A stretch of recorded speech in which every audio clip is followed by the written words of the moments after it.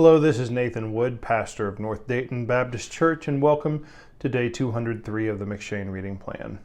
Glad you could join us. Today we are in Judges 5, Acts chapter 9, Jeremiah 18, and Mark 4.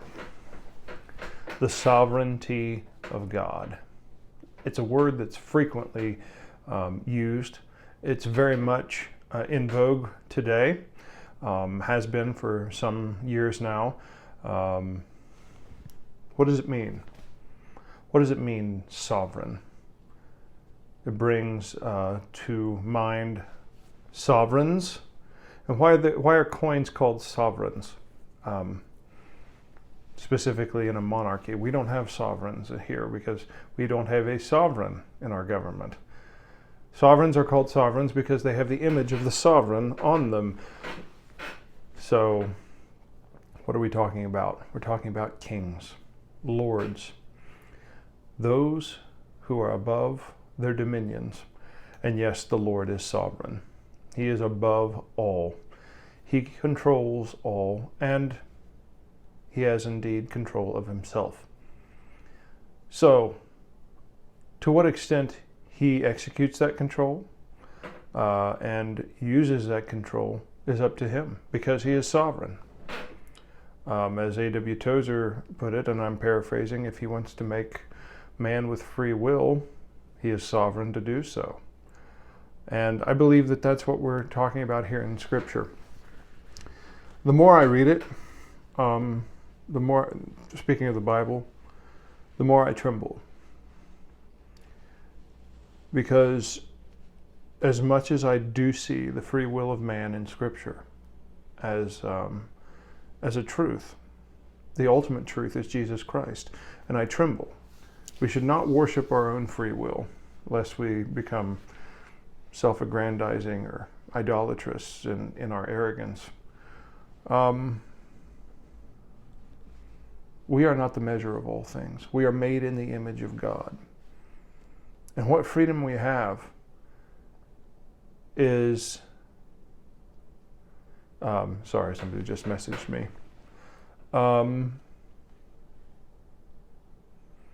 What freedom we have is given to us by our sovereign Lord, whether we choose to accept him or reject him.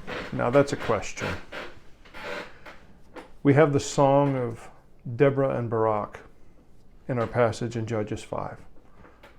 And it speaks about Sisera's mother looking out, waiting for him to come back home. Why is he so long in coming? Why don't I hear his chariot? Do you think the Lord loved Sisera? Let me ask you a question. Do you think that Sisera's mother loved him more than the Lord did? Do you think your mother loved you more than the Lord does? Ladies and gentlemen, nobody loves like the Lord. Though Sisera came to a violent end, I do believe fully in what God said concerning the sin of those that were dwelling in Canaan coming to the full prior to him sending the children of Israel to take the land. I don't think that he would have risen in that way against people like Sisera had Sisera not come to the point of utter rejection.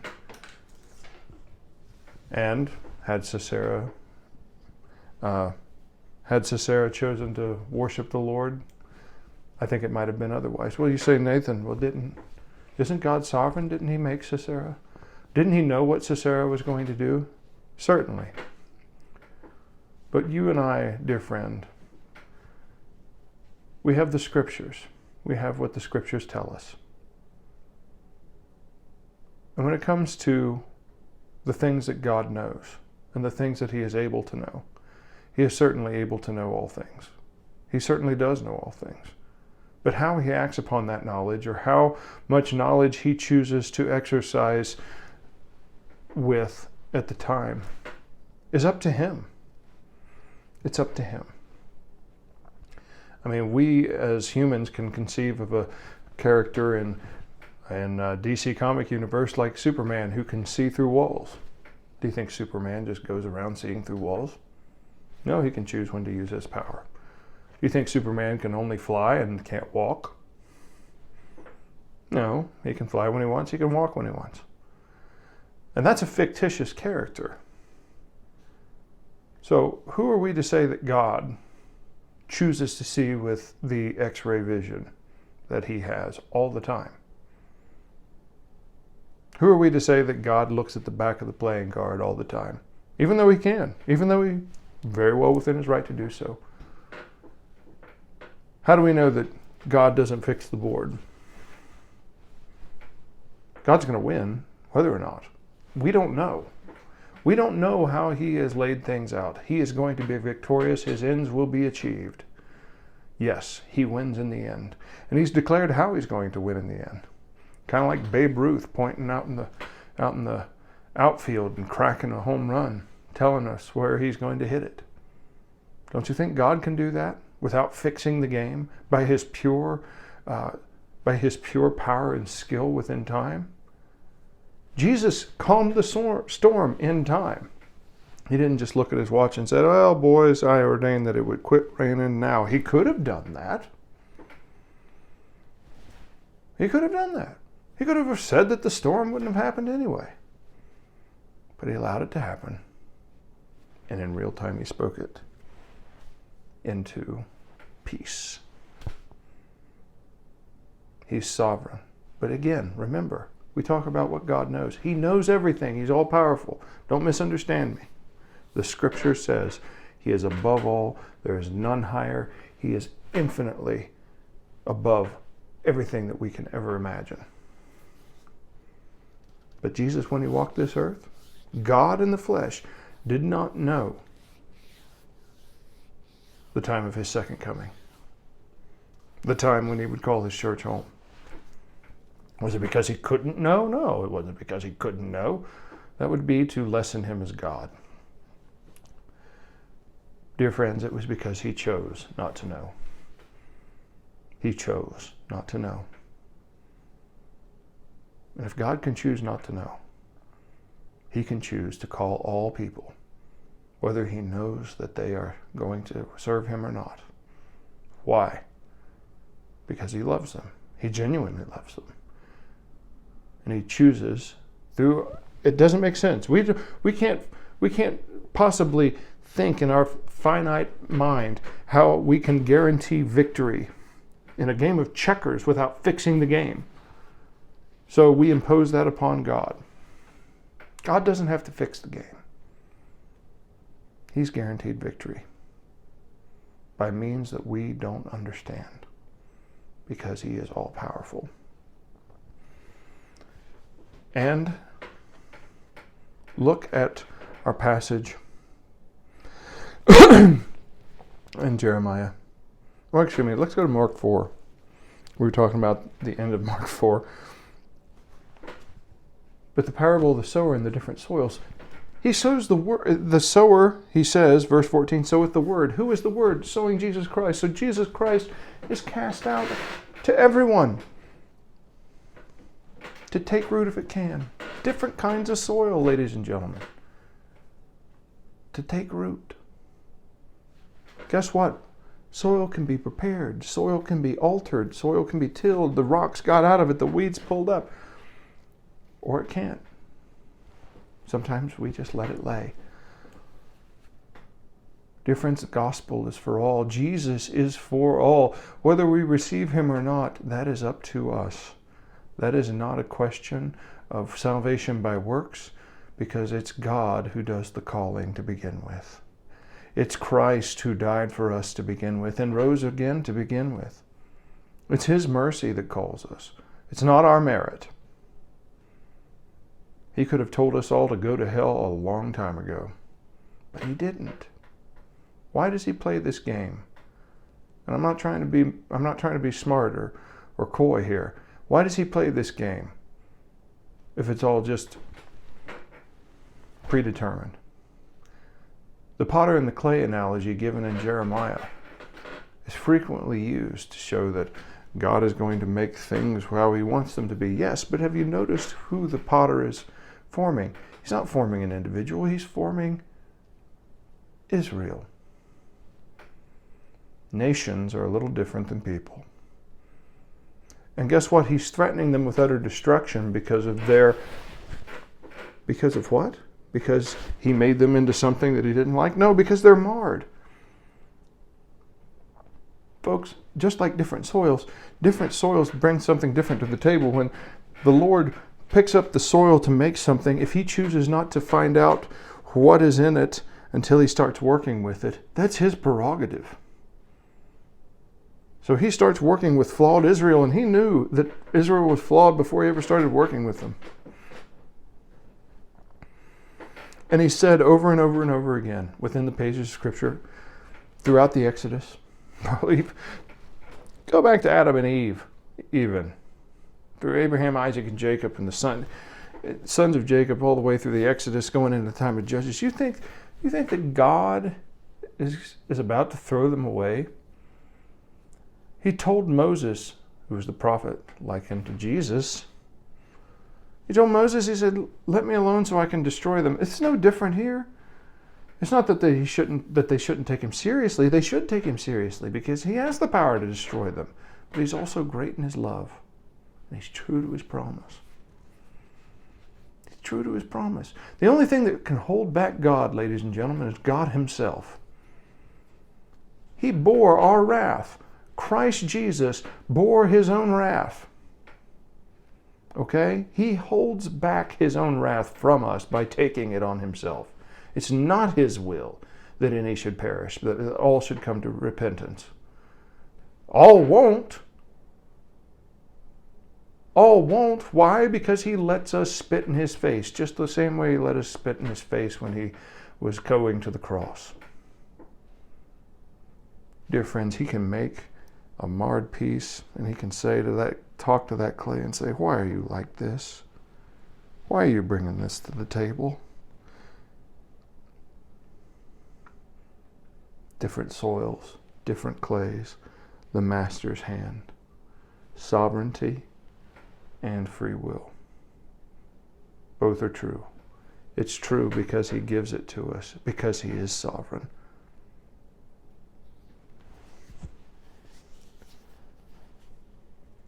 And I love what happens at the end of Jeremiah 18. It's like this prophet Jeremiah is speaking, like so many prophets have done, and Jesus is the ultimate prophet, priest, and king who was put to the sword of his own people. Yet, Lord, thou knowest, verse 23, all their counsel against me to slay me. Forgive not their iniquity, neither blot out their sin from thy sight, but let them be overthrown before thee. Deal thus with them in the time of thine anger. Jesus prays destruction among his enemies as well. Folks, it's not wrong to pray against the unrepentant, to wish their destruction and demise. Because guess what? You can still pray that they do repent, and then they won't be unrepentant, will they? You can pray that they'll be redeemed, and then they won't be unredeemed, will they? Perfect justice and perfect mercy. You see, I'm one of those weird people. And I told you I tremble when I talk about free will and sovereignty. Because I know that I'm finite, and I don't fully understand. None of us do. And God is indeed in control. He's in control of what I think and what I do, and whether I can think it or do it. See, I'm one of those people that really believes that our idea of God's sovereignty and our free will is beyond systematic. We can try to, put it in an understandable form, but ultimately, folks, not all of us get a Damascus Road experience like Paul did. Not all of us have God pricking at us, and then finally going, hey, Paul, hey, Saul, what's going on? why are you persecuting me? Hey, Nathan, why are you persecuting me? Hey, dear friend, why are you persecuting me? Go the other way. We don't get a visible manifestation of the Lord Jesus Christ coming and striking us blind in order to point us in the right direction. You think how many people have done that? Had that happen to them? Not many. Not many. I don't even think the apostles have a recorded instance of so many people so many of them having this type of a turning point. Peter, John, later in life, they saw the miracles, but as far as like a personal, specific call of that magnitude, striking them down to the dirt, Peter had shame and denial. John saw the glorified Son of Man. Daniel saw the glorified Son of Man. On and on. But not all of us get this. So does that mean that only these people are saved? No. There are many who are saved. Folks, I'm one of those people that believes that God offers the gospel to all for our choices. And then there are a few people with whom he has on whom and with whom he has a special call that he puts a little more pressure on. And it's his prerogative to do so. And guess what? A specific call, you say, well, Brother Nathan, that's favoritism. Well, number one, God is allowed to show favoritism. And number two, the kind of favoritism that the Lord shows upon his specific servants is not one of pizzazz and riches and lap of luxury. Look at what he tells Ananias. He says, verse 16, for I will show him how great things he must suffer for my name's sake. Dear friend, if you are called specifically of the Lord to a special calling, and I think that he does call us all to special callings, don't misunderstand me, but we're not all called to be Paul. Certainly not. Paul had a specific calling. He wrote the plurality of the New Testament. Okay? Not all of us are called to be Peter.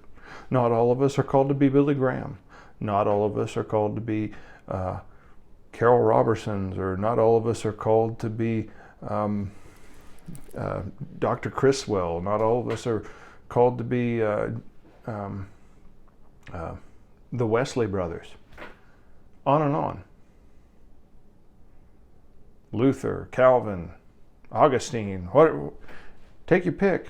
Charles Spurgeon, D.L. Moody. Not all of us are called to be these people. But guess what? Those who are called to those points, to those positions, you don't know what they have to go through. You don't know the sorrow, the opposition, the brokenness, the tears, the personal temptations. Look at Ravi Zacharias, the failed temptations. Incredibly sad. Folks, a specific call on somebody's life is not the favoritism you think it is. It's a call to suffer. And all too many of us fall. All too many of us sin. And David, look at it, long list. Most of the heroes that we find in Scripture are shown to be extremely flawed and broken and filthy in one way or the other. So this is beyond the scope of, we're almost 20 minutes now, but see what I mean? A specific calling on one's life is a call to suffer, one way or the other. So before you wish that God slaps you upside the head, be grateful that God has given you the option. And then, dear friend, fall down willingly. Because eventually, it will come a time when it is too late, and he will force every knee to bow and every tongue to confess that Jesus Christ is Lord, to the glory of God the Father. And then, my friend, if he's forcing you to kneel and you haven't done so willingly, you will go to a lake of fire of brimstone and torment and weeping and gnashing of teeth. Avoid it at all cost. Trust in the Son of God, Jesus Christ, the Messiah of Israel. Let him mold you and make you. We love you. Have a good day.